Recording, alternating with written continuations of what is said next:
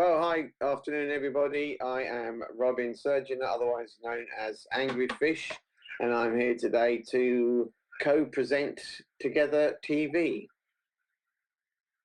Hi, I'm Josh Surgeoner. Welcome back, and kind of here to present Together TV. I'm Jude Gosling. I'm Artistic Director of Together 2012 and here to present Together TV and particularly this programme, Together Unlocked. I'm Julie Newman. I'm the chair of Together 2012. And I think it's worth just saying in this programme, just starting with a little bit about Together 2012. So we started as a free festival for Together 2012 in the main host borough of Newham. Our goal was to find ways of connecting the local community with the Paralympics. And much to our surprise and slight horror at the time, at the end of 2012, everybody asked us to carry on and not only run an annual festival, but to run something all the year round. And people really specifically said to us, we don't like projects, whether they're a week, a month, 6 months, a year. Everything gets going, we build our lives around these projects and then they come to a halt. So it's really important to us that everything we do continues. We have a clubs programme now that runs every morning in East Ham, and that's completely free, open access for disabled people, however they define themselves, and anyone they want to bring with them. And then we have a free festival in November, December, which is disabled-led performances, exhibitions, screenings, street art, comedy, almost anything you can think of. And that's really led by disabled people from everybody. And do you want to just say something about UKDPC, who were behind the original 2012? UKDPC was the United Kingdom Disabled People's Council, and it was formerly the British Council of Disabled People, which was a member organisation. When I became the chair, we had over 220 members, all of which are disabled people-led organisations. In 2012, set up a Paralympic cultural organisation, set up a cultural outlet, if you like, to link up with the Paralympics and to run during the Paralympics. We set up an international focus for visitors. We had a lot of visitors from overseas, from all over the world.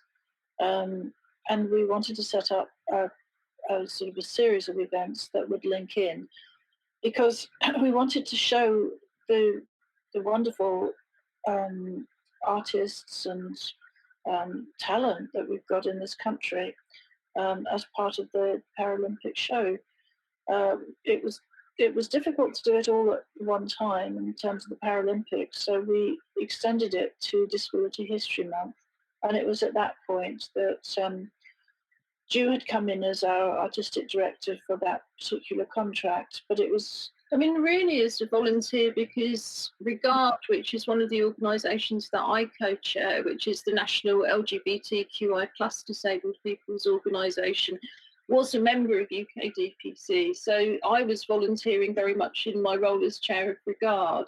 I think we'd hoped that we would get funding in, you know, that people would be interested in supporting something for disabled people in the local community. But as we all know, it didn't quite turn out like that. We've actually got a 3-minute film about the first 3 years of Together 2012, which covers that. And I think I'll just play that now for viewers. Together 2012 to celebrate all things good in disability art and the Paralympics as well.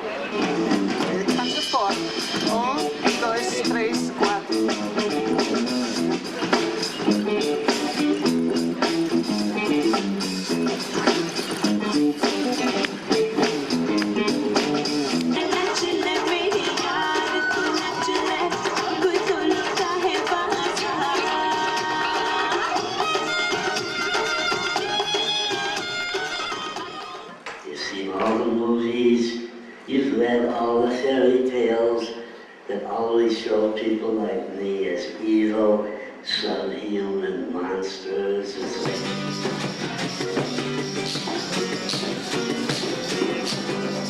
What do we want? When do we want them? What do we want? difference is often marginalised and then stereotyped.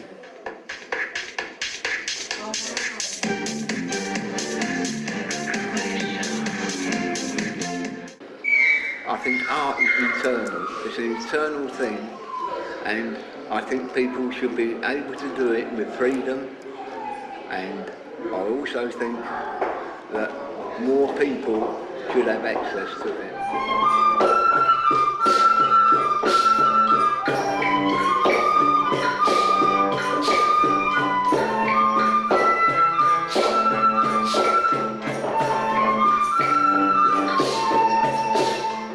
Is it mine or is it yours?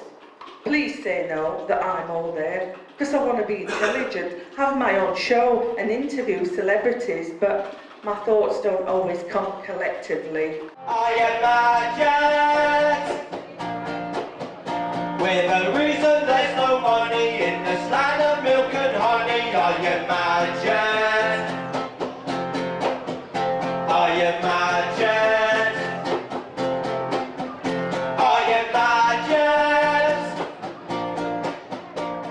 she's doing the things she chooses to do. She's going to the Tate and the Whitechapel too. She doesn't take any nonsense from you.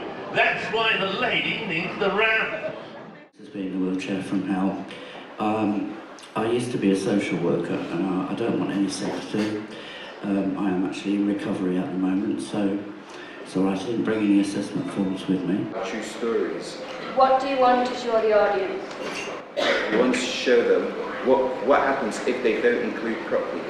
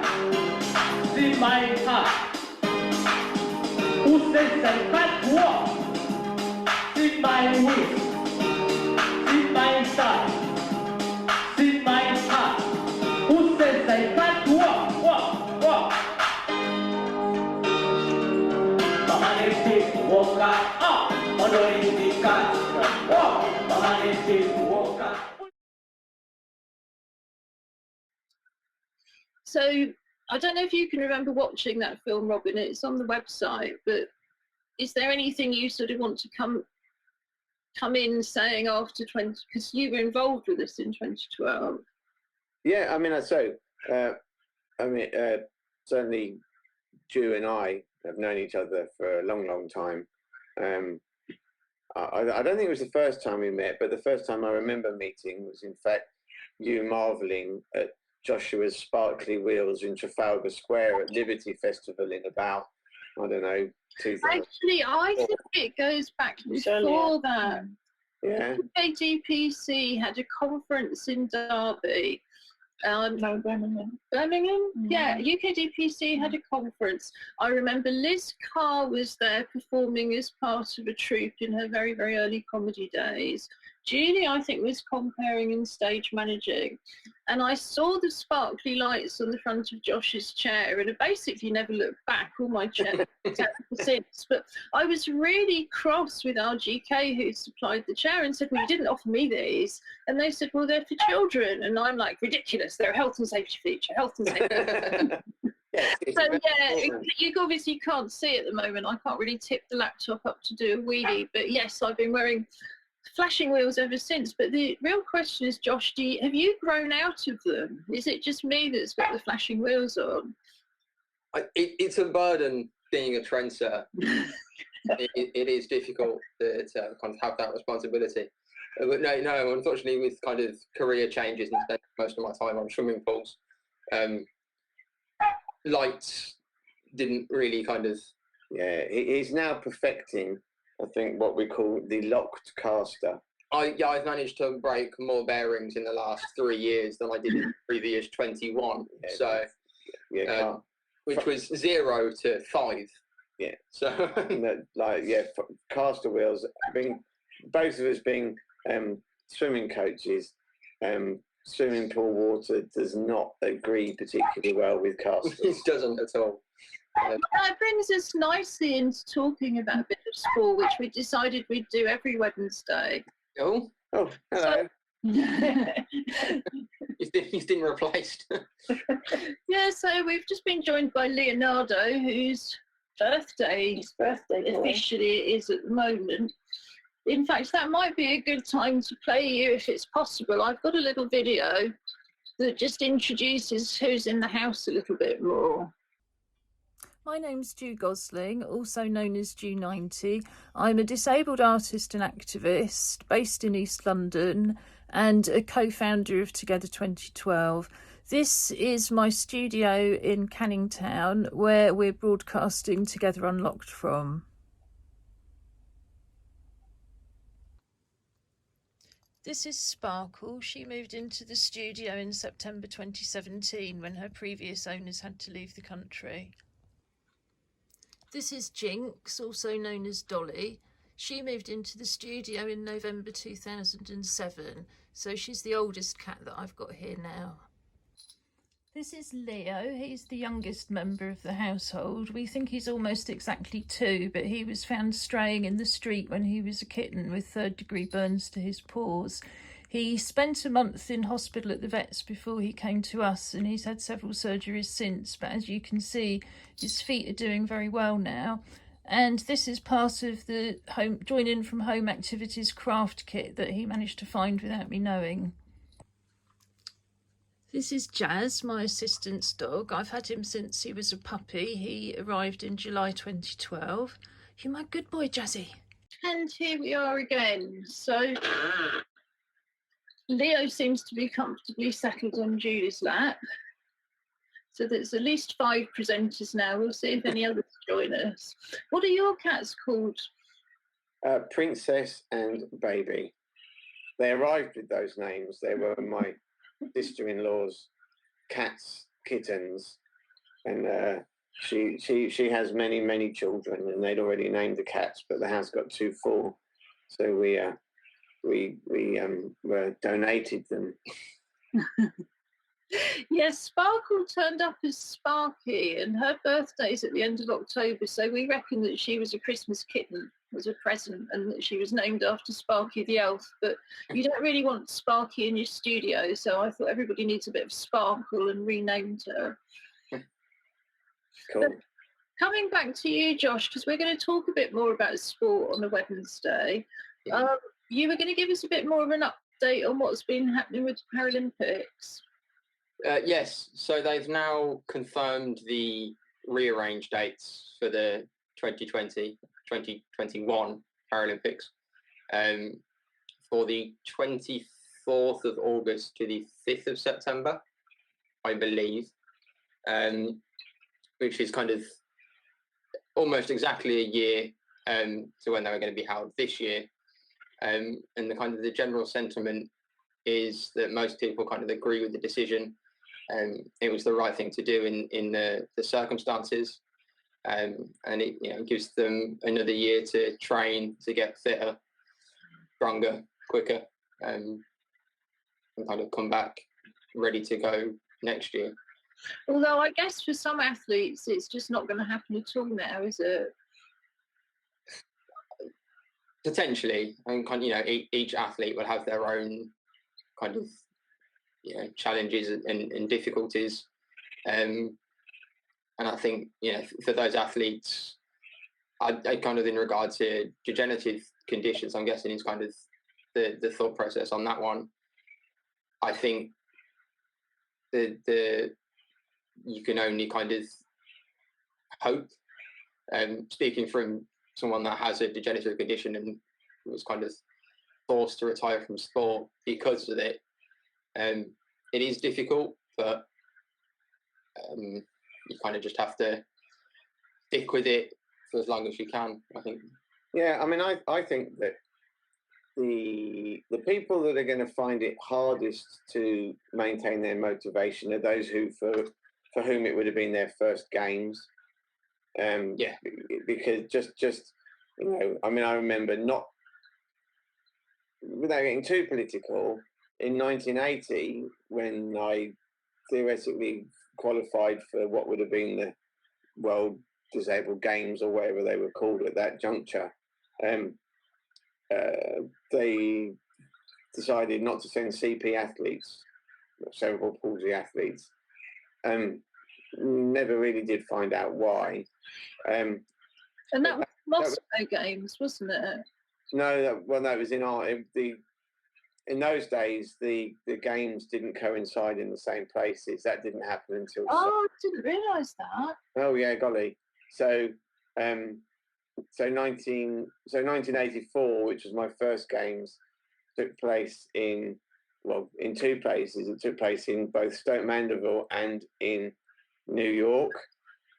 It was supposed to have been in Illinois, but the American fundraiser for the whole kit and caboodle ran off with the whole kit and caboodle, and it got very hastily rearranged to shared between New York, where we're based out of a university on Long Island, and Stoke Mandeville, which is actually where, although it's changed a lot now, but the dorms that are at Stoke Mandeville now were the ones that were built specifically for 84. But then before that, the games in 80 were in Arnhem in Holland. And then Arnhem's a lovely place, and it's this, if you've not been there, it's this kind of village town that was built up as a centre of accessibility in Holland. And rather than cycle lanes, there are wheelchair lanes and all kinds of stuff like that around the place. Wow, that does sound like a must-see destination out of isolation. Maybe Arnhem's where we should all be gathering. Yeah. Well, maybe. But I suppose the point, but you know, having had that kind of, you know, trained, expecting to be in a position to go to Arnhem, they just didn't send any athletes from, you know, who had cerebral palsy. And I know it's not quite the same situation, but that was you know, such a huge knockback when you've got there and you've got all the things in place ready to compete. You're, you know, performing at a world competitive level, and then that is just pulled away from you by a you know, arbitrary decision. Now, obviously, you know, postponing the Olympics and the Paralympics for coronavirus. That's just the arts, not an arbitrary decision, but you know, it's the right one. But I still kind of where I started. I think for those who built up and it was going to be their first, you know, big competition, it will be really hard to kind of keep that motivation going and thinking, well, what happens if it's, you know, because everyone will be thinking, well, what happens next year? What if the virus isn't gone? What if the vaccines aren't ready? So all those things are going to really cloud people's motivation. Yeah, I think it's the disappointment around it, but almost the kind of anti-climax to it as well. The past 4, 8, 12, however many years that you've been, you know, training and, you know, getting up at 5 a.m. and missing out on parties and things to train, you know, and it all leads up to this one thing, and then all of a sudden that one thing isn't happening anymore. And you know, kind of, whilst I think most people kind of had an inkling that it was going to happen for a while, it all kind of changed within the space of about a week or slightly less. You know, there were the IOC and the IPC were very kind of, you know, it's going to happen. No, it's not. Okay, no, it's not going to happen. And it was, it changed. I mean, everything was changing very quickly at the moment in terms of the global landscape, but certainly kind of the decision from it's happening to it's not, what might have been expected, came quite quickly. And I think, I mean, you know, we all, or most of us, have experienced kind of post-holiday blues.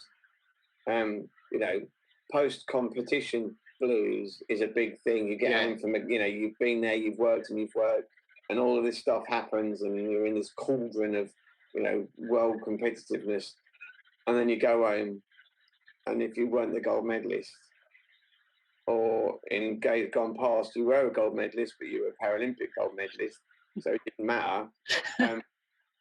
You were just kind of, it was like being thrown into just put in a cold room somewhere.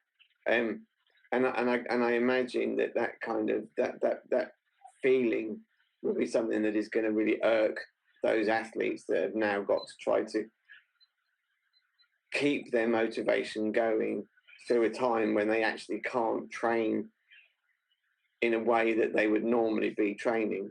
And obviously, as I say, Josh and I, as we are both swim coaches, so there's no swimming coaching going on, but we're doing a lot of work. Quite literally fish out of water at the moment. A lot of our we fish out of water. But they're doing a lot of work on trying to put ideas and stuff together that maintains swimming motivation, because doing keep fit is one thing, but the keep fit that somehow also maintains your swimming fitness, your physicality for swimming is much tougher. What about the funding? I was a bit concerned when everything's put off for a year. Funding is very limited, isn't it, for sport? I mean, in terms of the Olympics, or the Paralympics, I guess that they're funding that they're not spending now. I mean, they'll have spent the infrastructure money, and I guess it's all those people that would have benefited from new homes in the way that some people did in London. That those kind of infrastructure changes aren't going to happen. But in terms of the spend, that's already been made, and I would hope that, and therefore in terms of the games, that the funding for the actual operation and running of the games will just be kind of sitting in a pot somewhere with a bit of maintenance going on, if there's any money left anywhere in the world, I suppose. I suppose for most of these athletes who are funding their own year-round training and accommodation and things, it's another year in order to get that medal. There's an awful lot of people backing you up, and family members and supporters and volunteers.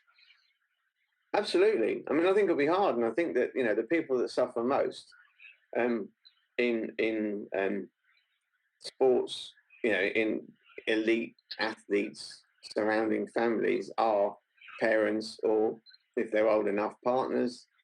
Because everyone always talks about the fishing widow or widower.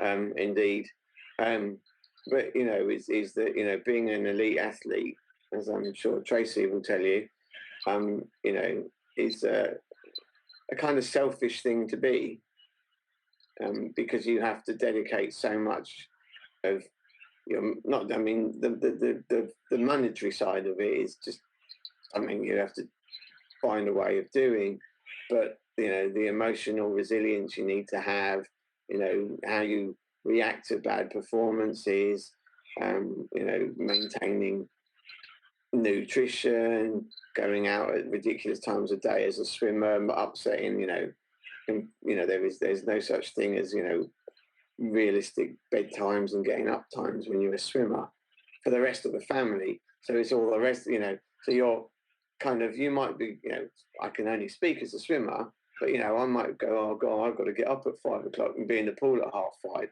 But then I'm going and I'm doing what I love doing. Whereas everyone else... told mum and dad, I've got to get up at 5 and sit in the stands. We think it's hard being married to actors and musicians, but clearly swimmers are in a class of their own. So Tracy's your wife, and we're going to see a little film in another day about your family, aren't we?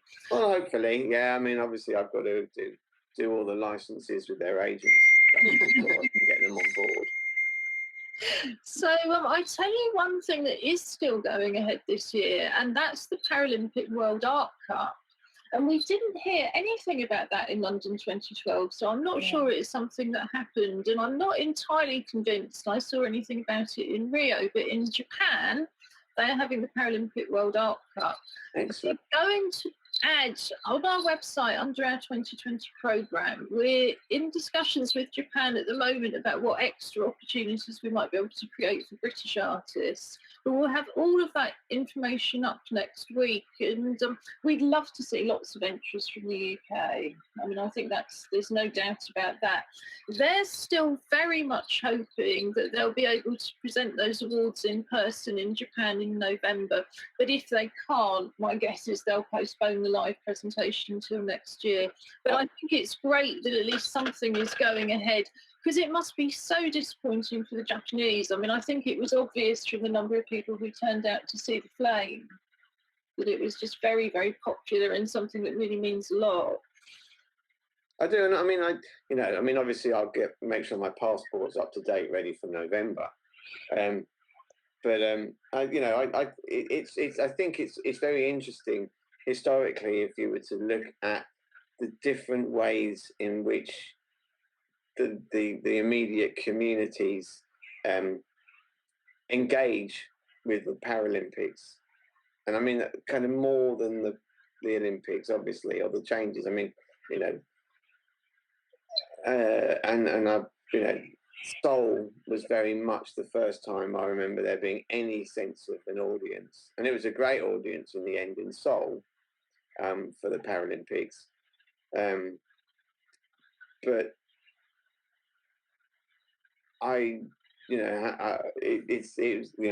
they certainly didn't have the same amount of ticket sales in Rio as they had in London, for example. And London was made very accessible in lots of ways. I mean, it's a shame. I mean, that some of the legacy hasn't really happened in the way that we would have anticipated it happening. I think that's right. I mean, we often see ourselves as a knit your own legacy organisation. We were promised a legacy. Thousands of people worked very hard to ensure there was a legacy for the people of East London, and if we have to make sure it happens ourselves, then that's exactly what we will do. So we're looking at virtual sport as well, aren't we? And we decided we could have the Paralympics, as all of us are wheelchair users. And what I've done is I've recorded, you may have noticed in the studio shots earlier, I've got a good collection of wind-up toys. And we've also got a teddy bear. So let's get our teddy bears out first. Okay. And talk about our teddy bears. Do you want to tell us about your teddy first? Well, actually, this is Emily. So Emily is my daughter, another member of the household. And another swimmer, I believe. Yeah, she's a swimmer. And I don't know what happens. There's a thing that press here. And it's you might get a clue. And you can always edit this out as we aren't doing it live, but it does this.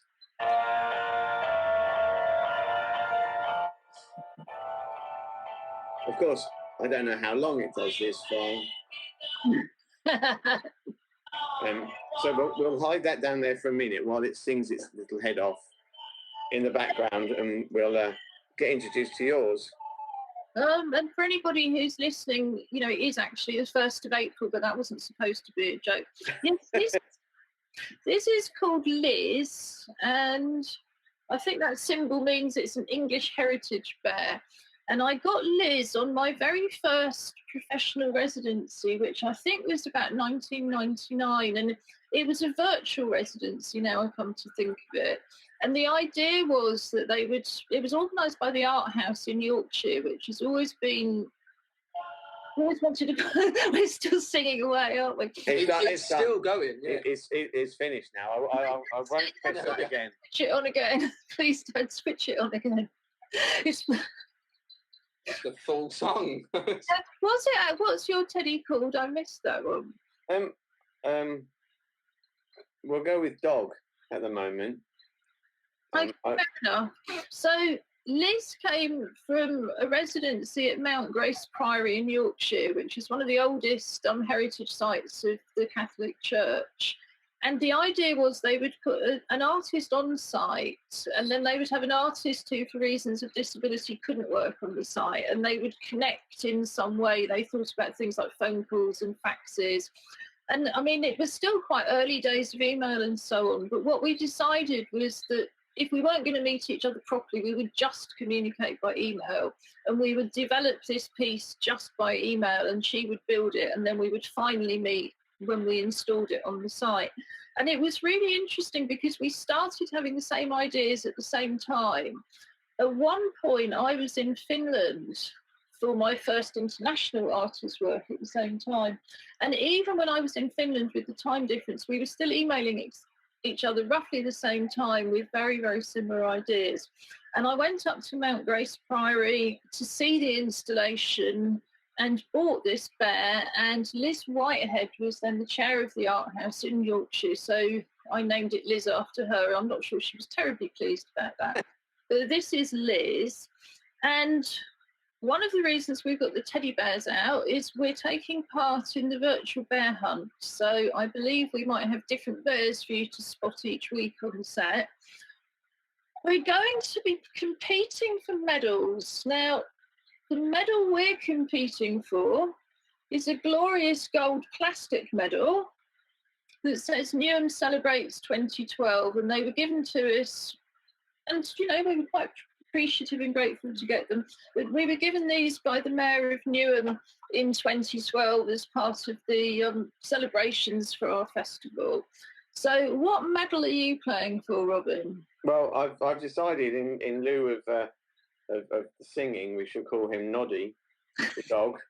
And at the moment, he's sporting, perhaps a little prematurely, a medal from the Stourbridge Crystal Sprint swimming meet that is now being repurposed for our wind-up toy Paralympics.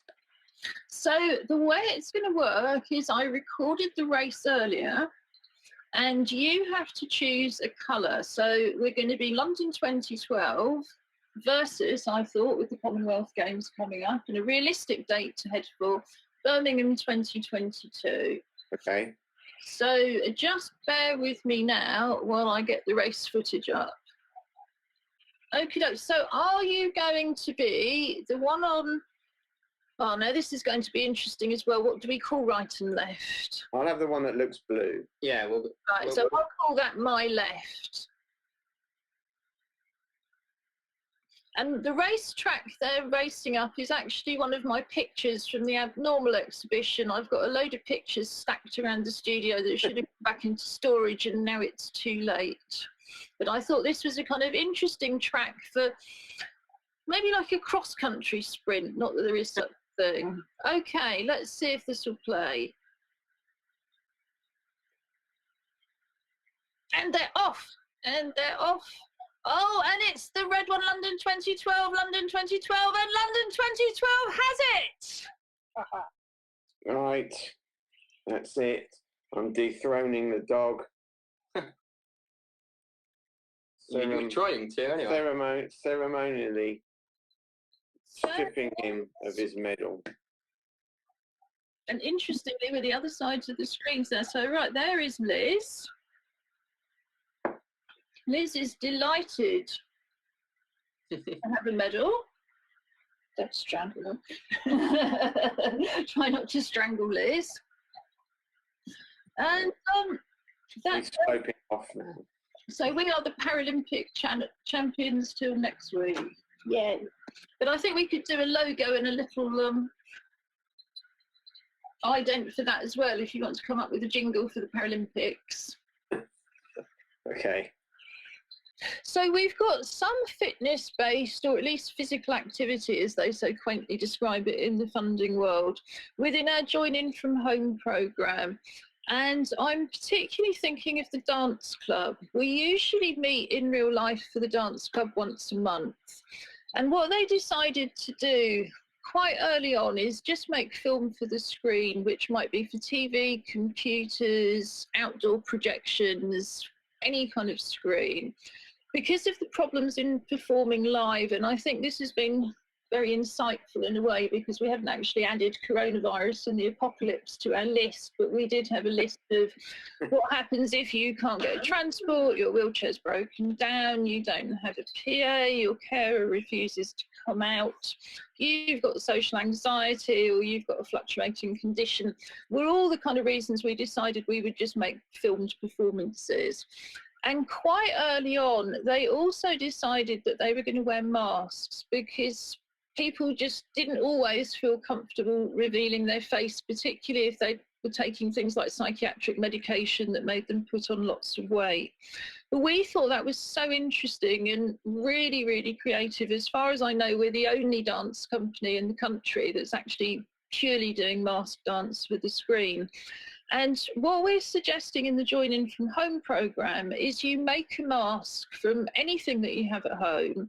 You can make them from paper plates, bags, boxes. I mean, one of the things, we've got some examples here where people have literally taken a piece of paper, drawn on it with chalk or pastel, and wrapped it around their face. These guys are wearing, let's just click that picture up. These are blank masks that you can get on anywhere on eBay or craft shops, and everybody's painted them with their own distinct pattern. But a mask can be anything. It can be a great big cardboard box. I mean, we were looking at different performances on Glastonbury where people had got huge flowers on their head, they've got huge eyes on their head, they've got huge TVs on their head.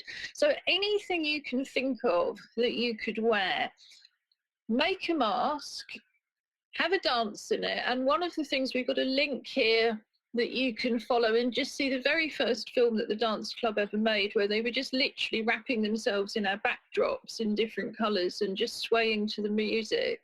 But it was very, very effective.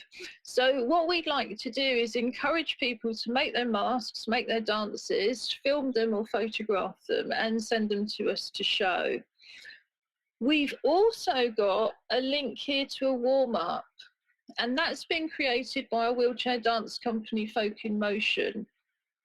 So it's a warm-up on YouTube. It's just 11 minutes long, and it's designed for anybody who uses a wheelchair or needs to exercise from a chair. And that is just very much a first move. It's about relaxing your upper body, improving your breathing. So actually really perfect for anybody at the moment who's trying to keep fit at home. We've got a longer version with quite a vigorous exercise routine as well that's linked from some of our social media, but it's not part of the Folk in Motion regime proper. One of the issues David Morris, who inspired Together, really brought up, and he made a couple of films about it, didn't he, was the fact that you've still got to be pretty fit to play disability sport. And David made a film where he talked about being deemed kind of incapable of anything athletic whatsoever. But at the end of this film, he joins in his power chair at the end of the London Marathon anyway. I think it's a film called Narrowthon, isn't it? Where it's filmed on Narrow Lane in East London, and you watch all the charity runners going past, and then David talks about not being able to play sport and joining in. What we wanted to do with Folk in Motion is develop a form of wheelchair dance where it wouldn't matter whether you were in a manual chair, a power chair, or being pushed, so that if you had a degenerative condition, for example, you could join a team, start in a manual chair, progress to a power chair, progress to being pushed, you would still be absolutely a full member of that team. Because unlike, well, like Irish dancing, there's no upper body movement. So the whole dance form is about people moving their chairs in unison to the music to create patterns in teams. And the patterns are based on English folk dances, which date back to, in fact, there's quite a lot of information on the Folk in Motion website, but these dances date back to the 17th century. And they're all based around these very complicated geometric patterns. In fact, the kind of moves you made with your hands and feet varied a lot at the time because it was the pattern that was absolutely fundamental. And it's been really interesting talking about Folk in Motion with the dance world, because they go, how is it dance? And you go, well, it clearly is dance. Everybody's moving in time to the music. Their bodies are moving through space in a very particular rhythmic way. It's dance, of course it's dance. And it makes people realise that actually dance isn't about gymnastics and acrobatics, that all of that kind of thing is great. you know, fantastic, but it's not actually fundamental to what dance is. And I think it's the real appeal to me about the arts. I mean, I love sailing, but I would never ever be fit enough to be able to do it to Paralympic standard. You know, I'm a very competitive person, but that doesn't mean, and I'm quite good at sailing, but it doesn't mean my body can actually do that. But I think with art, there's always something that everybody can do to a high standard. And there are people who are just doing the most amazing things who, you know, like David had the use of 2 fingers, but it didn't stop him being a filmmaker. It didn't stop him being the Mayor of London's Disability Advisor. It didn't stop him being external lead for London 2012 on external inclusion for both the Olympics and the Paralympics. I mean, you're an artist, well, like a lot of people, actually. You guys are artists and sports people. What do you think are the kind of differences in terms of inclusion? I mean, I think I was trying to formulate something while you were chatting there. That I think that the understanding needs to be that participation is actually the fundamental part of sport. You know, if you know, going back to swimming, there are probably, you know, a couple of 100,000 members of competitive swimming clubs at any one time, but only maybe 20 of them get to go to an Olympics. And it's, you know, I don't know your experiences, but mine certainly are, as someone who does present as a fit wheelchair user. Every time, you know, I could, so often I'm asked, you know, oh, what are you training for the Paralympics? Who are you racing today? Blah, blah, you know, and it's kind of like, oh, you know, and you have to make everyone think that it's the first time you've ever heard it because it's really funny because they've never heard it before and all of that sort of thing.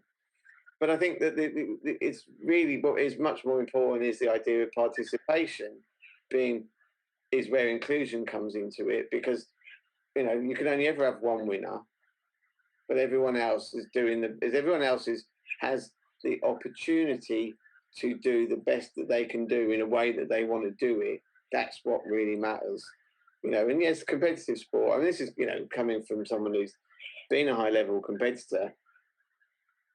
Being the best I could be was what drove me, not what anybody else was doing. And so that kind of really works. And I think, you know, again, as you get older as a sports person, you have to recognize that you can only do what you can do at the given point in time. So when when Emily started swimming, and I was swimming, a kind of unwrap my goggles again, I set myself for a set of post 50 personal best times, because there's no point in trying to look at what I could do when I was 25. And so, but I think, and I think that's often is not, you know, disability sport is seen, like a lot of disability things, as either it's the Paralympics or, well, why are you bothering? Or but then you get the converse, which is, well, Paralympics, well, it, you know, keeps you busy. It's nice therapy, whereas, oh, you know, that's equally galling, I can assure you.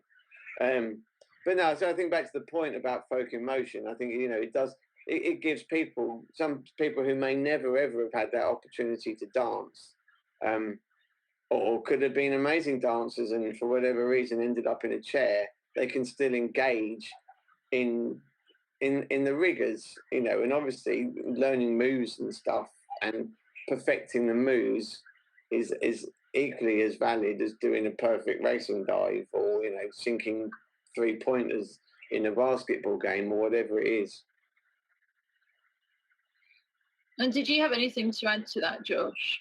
Yeah, I think kind of what you were saying around the participation, that kind of the ability to feel a part of something and to be able to accomplish something. You know, that a lot of people do get from sport, even if it is only when you're kind of, you know, a kid. You're saying about, you know, you're either a Paralympian or you're not. You know, you don't go down to the local park and ask the 40 boys playing football or boys and girls playing football, oh, so which Premier League team are you going to play for? You know, that it's not expected. So I think kind of, you know, having something that isn't about that elite performance level, that you can just go down and have fun and there's no pressure. And you know, you do what you can do. And then that, you know, that's the whole point, I think, is really, really good. Kind of what you're saying about, you know, who are you racing? I've got muscular dystrophy and very muscular arms. And even if I'm wearing a t-shirt, people will still say to me, oh, you must be so strong. Your arms must be stronger than mine. I'm like, like you can see them, right?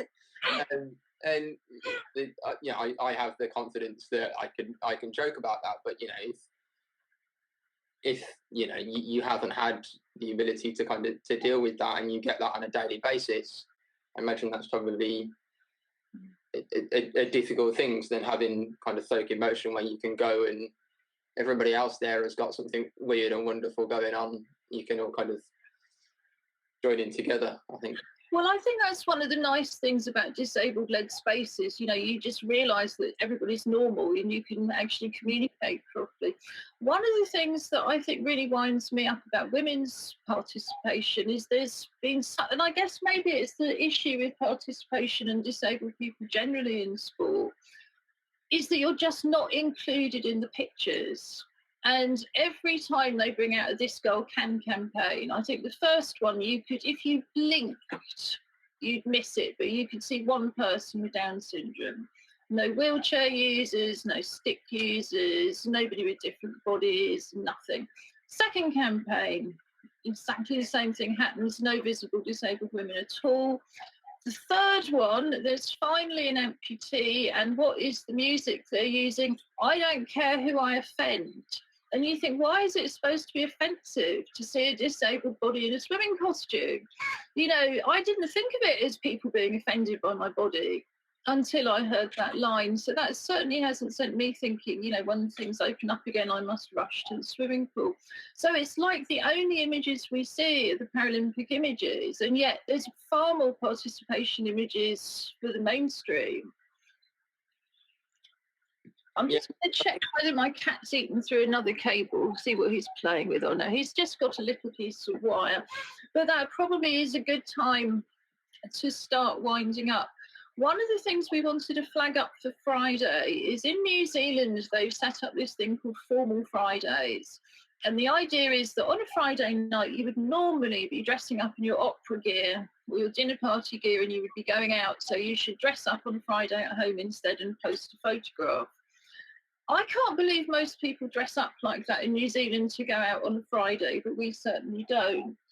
So we thought it would be nice to have something called dressing up to go out to stay in, which actually gives you far more scope, because this can be dressing up to do anything that you want to do. You might dress up to go to the moon. You might dress up to go to the bottom of the sea. It's just as likely as dressing up to go to Aldi at the moment, isn't it? So we're going to dress up on a Friday, and what we'd really like other people to do is dress up on a Friday morning and send us their photos and videos. It's that ideal opportunity for all of the spring wardrobe you bought that nobody will now otherwise not see. The things that you would wear that don't actually fit properly, but at least you can take photographs in them, even if they'd fall off you as you were walking down the street. Or indeed, I'm intending to put on at some point the boots that I can't even transfer in because they're so uncomfortable, but they look great. So that's one of the things we're going to be looking at on Friday. We're also going to be looking at some of the culture that's available online for people to look at over the weekend. What else are we looking at, Julie? I think we'll be talking a bit more about isolation and health, again, with the weekend coming up, what people will be cooking and eating. And hopefully lots more contributions. We're also going to be talking to Hannah and Sarah from ACT UP. They'll be coming back from Monday. They're rehearsing at the moment, so I know they're hoping to actually make something for us to show on Friday. And Friday night is usually music night. So on the first Friday of every month, which would be this Friday, we usually have a live music night with an open mic. And I think the best we can get at the moment is Robin will play us some live music to play along with at home.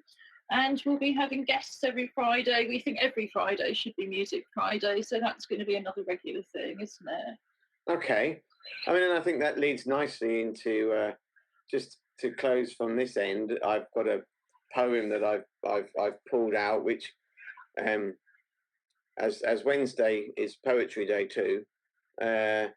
It's not a new poem, but I think it says a lot about the community spirit that's going to be needed over the next few months.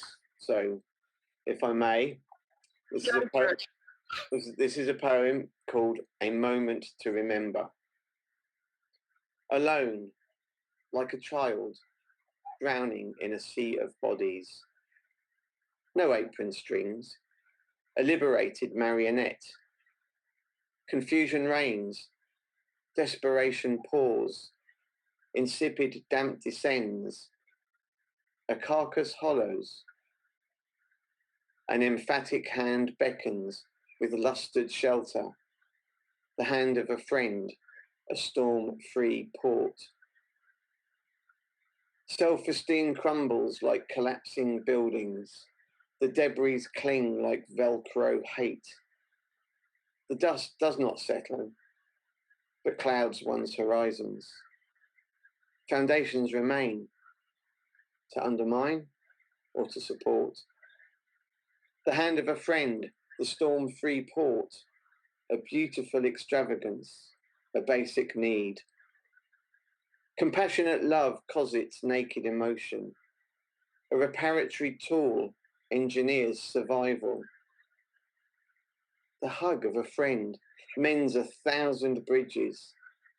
A sepia moment captured for a lifetime. The realization of friendship, an epiphany, serendipity revisited. Brilliant. Thank you, Robin.